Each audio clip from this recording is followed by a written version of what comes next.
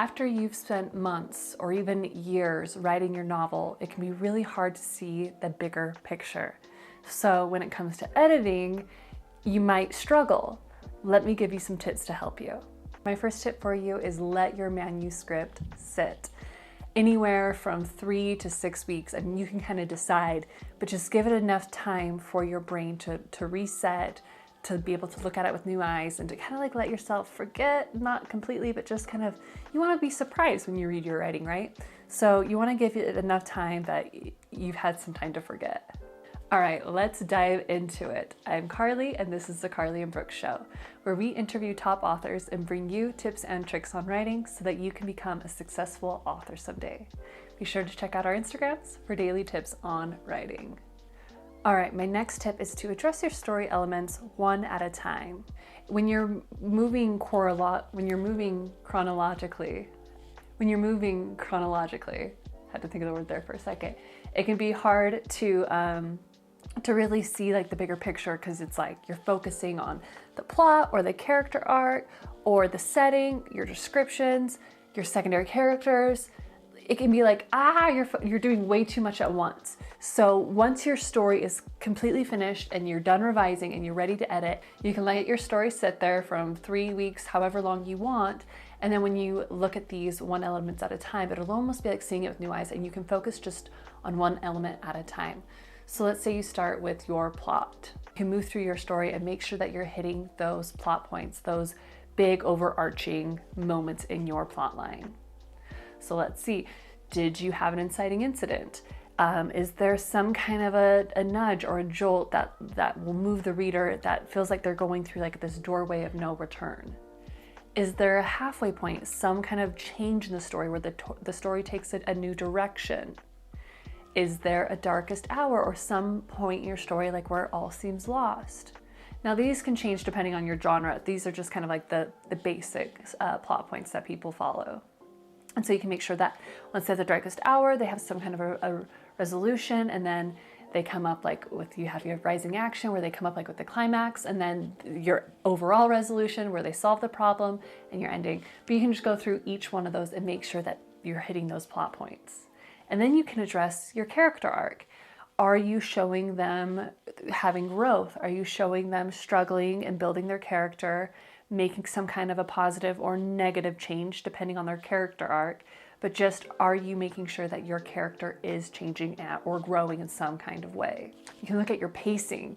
So you kind of want to take the reader on an emotional roller coaster with lots of ups and downs, and some time to like catch their breath, but then not enough time that they put the book down. So you can look at your pacing and highlight and just look at your slow and fast-paced scenes and make sure that you have a mixture of it in there. You can look at your dialogue all at once, reading it out loud, making sure it sounds natural, making sure that your characters sound different from one another, that it serves a purpose, and that it's building towards the story. You can look at your settings and descriptions, and even down to like looking at the same setting throughout the whole novel. So let's say I'm going to look at every single time we go to Sally's house. And so the first time we go to Sally's house, this is what I wanted the reader to like have their first picture of. And the next time, well, there was this conflict, so I wanted to have like an eerie, creepy feeling. And then the next time we went there, well, we've discovered like the solution, so now I want it to have this happy feeling. And like you can make sure that each description is a little different, that you're not just repeating yourself, oh, white walls, pictures on the walls, green carpet, that each time's like, oh, just something new that your character notices. And with your descriptions, not always, but it's good to have the descriptions maybe have like a meaning towards your character. It can have them like reflect back on something about their life, backstory, only if it has to do with the plot. Like you don't want to just add in backstory for no reason. You want it to serve either their character arc or the plot line. But yeah, you can have your character just kind of think back on those descriptions. But yeah, you can't do that with everyone, otherwise your book will be huge and it would lose its meaning. But you can go through each setting in each world description and make sure that you're describing it in different ways, and that you're getting the right mood and tone across that you're wanting to capture. And then you can make sure that you have like narrative tension woven throughout each chapter. So in each chapter, is there a goal? Is your character working towards the goal? Have they stated their motive? Does the reader know why the character is doing what they're doing? Why they're performing the action that they are? And is there conflict and tension? Is it just happy that whole chapter, or is there some kind of conflict and tension? And sometimes, like, if you can't add conflict and tension, you can put in just a worry in the reader's mind. So maybe that main character thinks like, oh, well, I really need to get home by midnight. Otherwise, you know, mom's gonna ground me for the rest of the school year. So then the character's like, oh, or the reader's like, oh, okay, well, at least now there's like a ticking time bomb, something to worry about. Or you can just do it it doesn't have to be a ticking time bomb. You could just make it some kind of a worry that, so the reader's always like, oh, something's like not, they want to keep reading to make sure that is something going to go wrong, right? Like, let them worry. That's going to be really what hooks the reader. You can also make sure that in each chapter you're kind of building towards that character arc, that plot line, and you want your character arc and plot line to work with one another, to kind of weave seamlessly into one another and work and bounce off one another. So you can make sure that each chapter does that. And you don't have to look at every single thing that I mentioned, but if you know your weaknesses and you know your strengths, then you can say, okay, like my weaknesses is world building. I've really struggled with world building, so I want to make sure that I've done what I need to with my world building. So you can go through and just check your world building. But I know my dialogue's great because people have told me that, and I feel confident with my dialogue, so I'm just gonna wait till that final read through. I mean, you can figure out your own editing process. Everyone's is different. But if you know what your weaknesses are, you can address those story elements one at a time while you're editing, so you can see the bigger picture. You wanna make sure that you justify every word you keep.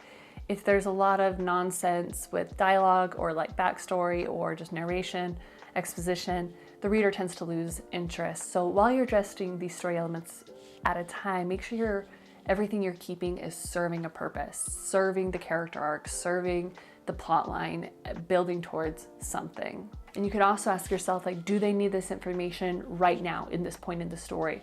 Or is it better to kind of hold off and wait and bring it in somewhere later?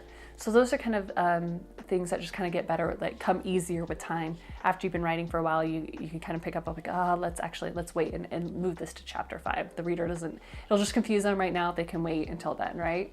So you can make those judgment calls. And always, I suggest reading your work out loud, not just your dialogue, like the whole manuscript. Your ears are gonna pick up on things that your eyes can't. And even there's like apps that you can get that are free, that you can have your book digitally on your phone and have it read it back to you, so you can hear. I mean, the voice might be a little robotic, but you can hear somebody reading your book back to you, and having somebody else read it back to you will help you catch on mistakes as well. And editing is not like, you can't do that alone. You need a second pair of eyes.